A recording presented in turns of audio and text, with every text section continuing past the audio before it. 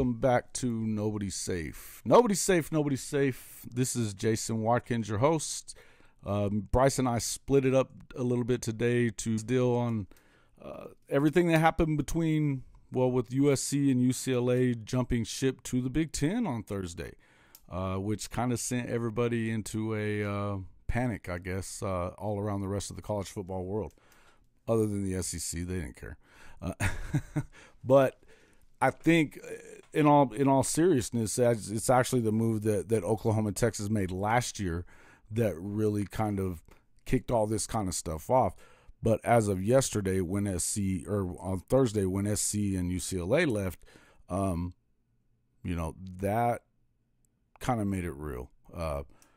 It lets everybody know that, I know the Big 12's, scurried to get some other teams. They got Cincinnati, BYU, UCF coming in to replace those guys and to get to a 12-team league. That being said, if you're Oklahoma, if you're the Big 12 now, what do you do? Because either you or the Pac-12, one of you conferences are going to be no more. Which one's it going to be? I would hope that Brett Yormark is a little more proactive than was Bob Bowsby, who, allowed his flagship programs to kind of get pushed around by Fox Network. They weren't happy with the big noon kickoff times at all, not getting to play in prime time as much as they felt like they should. He also, and the conference kind of drug their feet on adding that 12th member to the conference to get them,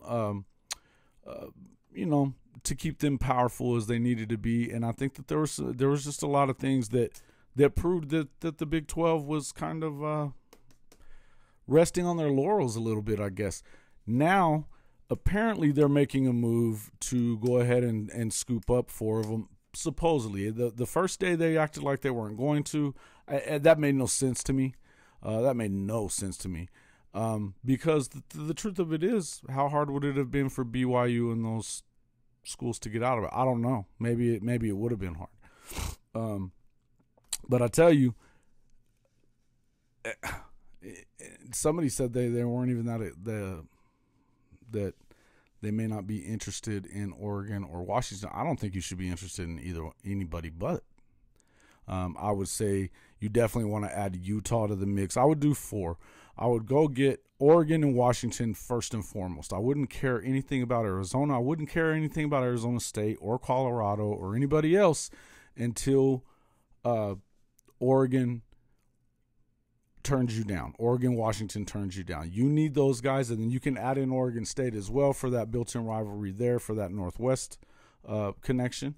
And then you throw in Utah, who's been the best team in the conference for the last few years as it is. Between them and Oregon, it's been one of the two. So you need those 2 programs. Plus, you already have BYU coming into the conference as of next year, so that's going to help you with the built-in rivalry as well. That's just my feelings on it. That's what I would do. But I can tell you this, I really feel this way, is that one of these conferences is going by the wayside. I mean, they may be there in name only after this, but to me, we are definitely, it's pretty clear it's headed towards 2, maybe 3 power conferences, and then everybody else. So it looks like those 2 are clearly going to be the Big Ten and the SEC for now. The other domino waiting to fall, I guess, would be Notre Dame on whether they decide to stick. They've been playing an ACC schedule for a few years. Do they stick to that and join the ACC officially? Or do they now kind of take their traditional – they haven't ever been a member of the Big Ten, but they've always played a Big Ten kind of schedule, Michigan and Michigan State and Purdue and, a lot of times Wisconsin or, they've always had teams that they've played within the Big Ten. Now that their biggest rival in USC's coming into the conference, you would think that they would probably stay there, and that's the biggest money, and they're going to be this. That's the safest move if you're Notre Dame, in my opinion. But if that happens, then what happens with Clemson, as you're going to see in Bryce's video as well? That I mean, I think it'd be pretty obvious that you're probably going to get Clemson and the 2 Florida schools that are left, and they probably end up in the SEC. I've heard of talks of Virginia as well. I've also heard talks of North Carolina, Duke being possibilities there as well because of the basketball. But I'm not positive that either one of them wants to leave the ACC, and I don't know that they really care about being a powerful football conference, although money-wise you kind of need to be. The truth of it is the ACC's contract with ESPN is not good. So if you can get out of there, you probably should. They still got like 16 years left on the thing. I think it's to 20 or 14 years or something like that. It's something stupid. Why they signed that deal, I have no idea. But this may be the best thing that could happen to the ACC in terms of that, because then what? You don't have to worry about sticking to that conference that isn't going to really help you with recruiting or anything else. That's why I also feel like Notre Dame's probably got to be going to the Big Ten. Why would you want to hang around in the ACC with a garbage, television contract that isn't going to help you? In any event, lots of things going on. We're gonna. I think you're gonna see a lot of things happening over the next week. As the Sooners, there's some big recruiting stuff coming up. There was a big recruiting signing over the past week in a 4-star safety from Crowley, Texas. I'm having a hard time saying his name, but anyway, there's also there's a decision coming up on Monday, tomorrow, from Phil Picchiotti. He's a 4-star linebacker from Pennsylvania, who they actually, it sounds like the Sooners have him. We're going to find out, obviously Penn State's on him, but he looks like a heck of a player. You got a Jaquez Petaway, man. Hey, this guy, top 100, one of the best receivers in the country.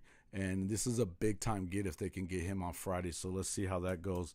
Hey, stick with this, guys. There's going to be a lot of things that I would suspect that the other shoes are going to drop really quick on this college football stuff.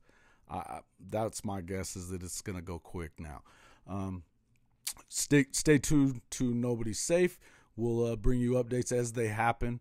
Also, hey, check out our, like and subscribe. Make sure that you're getting those, whenever something's going on, click that bell so that you get a notification. That we're going to be online to give you all the information that we got.